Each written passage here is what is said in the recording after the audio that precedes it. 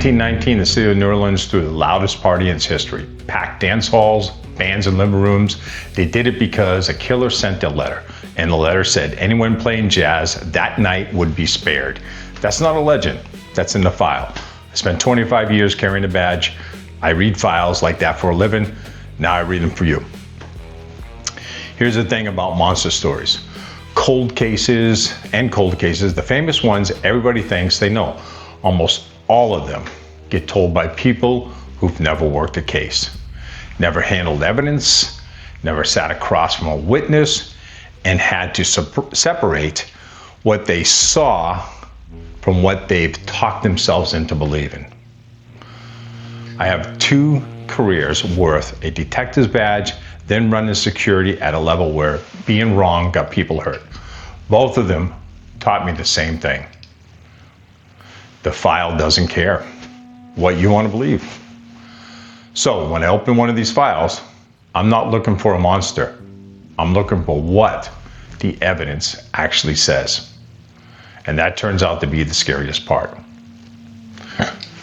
So that's what this show is.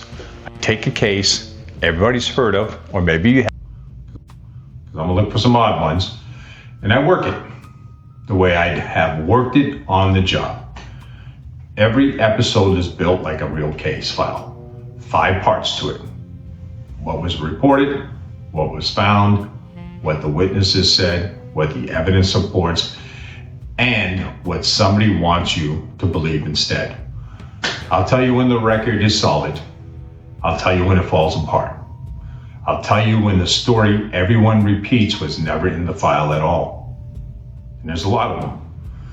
This isn't a lecture. These are monster stories, and I'm going to tell them straight. I don't have to make them any scarier than they are. The file does that on its own. All right, season 1 starts with the AXEMAN of New Orleans, the letter, which I started the beginning of this with, the party, and what the survivors had in common that nobody connected at the time. After that, it gets stranger. A man who stood trial in 1589 for turning into a wolf and lost. The woman found burned on a Norwegian mountainside with the labels cut out of her clothes and 8 names that all turned out to be fake. And a man who ate his own family and swore in court that his spirit made him do it. A new case every other Friday, read straight from that file. If you like your mysteries told honestly by somebody who's actually done the work, you're in the right place. Subscribe so you don't miss the file. First case opens August 21st. I'll see you there.